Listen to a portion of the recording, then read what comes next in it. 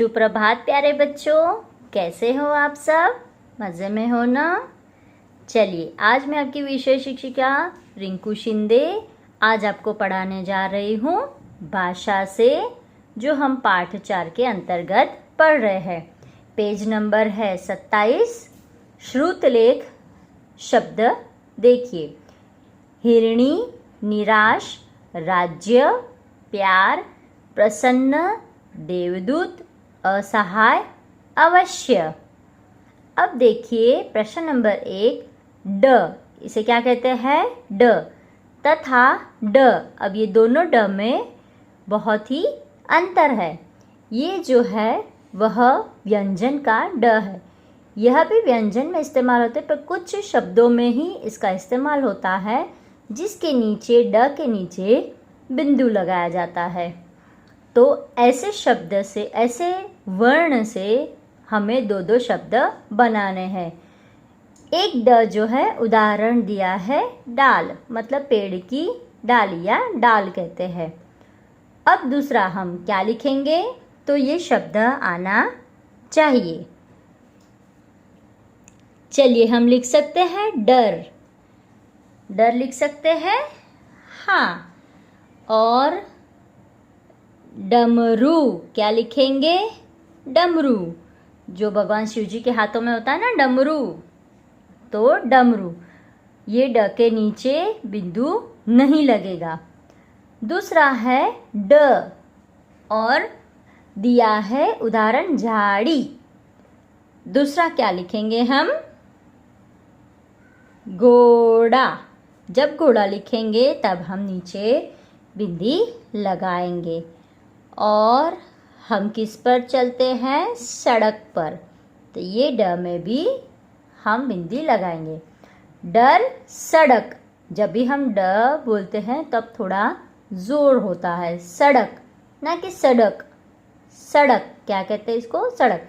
और घोड़ा ना कि घोड़ा, ठीक है?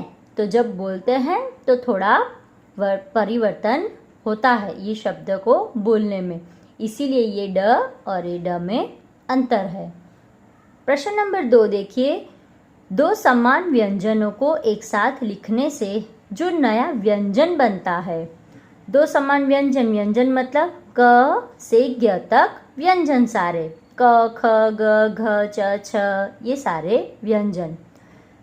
और ये जो व्यंजन के साथ अगर कोई दूसरा व्यंजन जुड़ जाता है तो उसे द्वित्व व्यंजन कहते हैं। क्या कहते हैं बच्चों? द्वित्व। आप देख सकते हो, या तो फिर से संयुक्त व्यंजन भी कहा जाता है। इसमें है क, और उस आधा क उसके साथ जुड़ा है पूरा क। तो उदाहरण बनाया है पक्का, चक्की। अब इसे कहेंगे द्वित्व व्यंजन।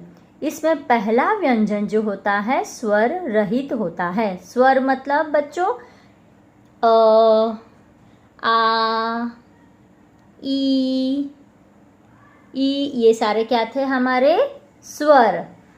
इसमें पहला व्यंजन स्वर रहित होता है, मतलब कोई भी स्वर आधे व्यंजन में नहीं होता। तो आधा क और उसे जुड़ा है पूरा क, पक्का, चक्की।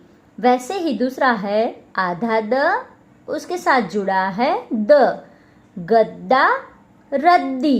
कौन सा शब्द बना? गद्दा और रद्दी।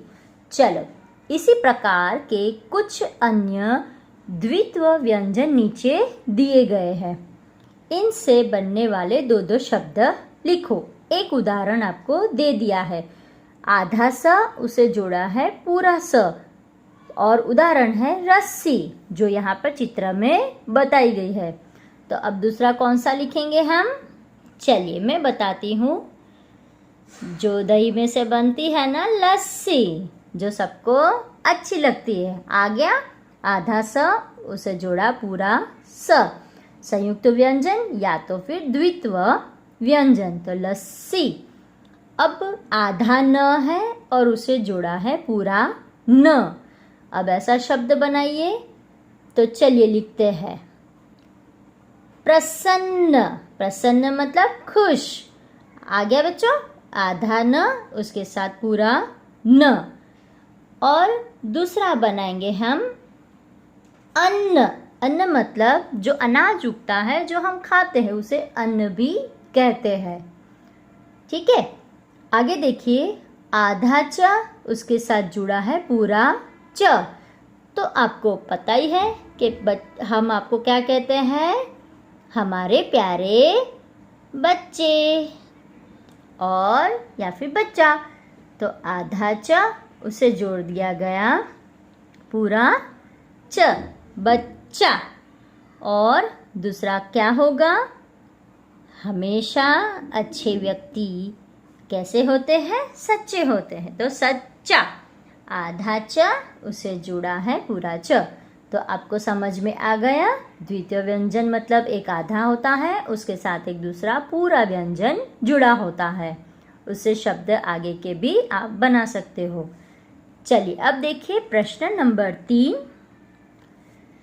वचन बदलो। क वचन बदलो मतलब एक वचन का बहुवचन करना है। यहाँ पर है एक वचन, मैं सारे शब्द पढ़ती हूँ, वो सारे एक वचन में है। घोड़ा, झाड़ी, बच्चा और कमीज। तो घोड़ा वचन पर हमने परिवर्तन किया, बहुवचन किया। तो घोड़े, बच्चा, तो क्या होगा, बच्चे, झाड़ी। अब इसमें देखिए ये बड़ी ई की मात्रा, जब भी हम इसको बहुवचन करेंगे तो छोटी ई की मात्रा में परिवर्तित हो जाएगी और या के ऊपर लग जाएगी चंद्र बिंदी। झाड़ियाँ, क्या हो जाएगा, झाड़ियाँ। कमीज और कमीजे। तो ये शब्दों को आप ध्यान से देखिए, जब भी इनका वचन परिवर्तन होगा, जो अंत में बड़ी की मात्रा में आता होगा वो हमेशा छोटी की मात्रा में परिवर्तित हो जाएगा। यह चीज़ को आप ध्यान में रखिएगा। प्रश्न नंबर 4 अब आगे देखेंगे कि संज्ञा किसे कहते हैं। संज्ञा के बारे में हम अगले टास्क में पढ़ेंगे। तब तक के लिए ये सारा होमवर्क आप टेक्स्ट बुक में भी करेंगे और नोटबुक में भी इसको लिखेंगे। धन्यवाद।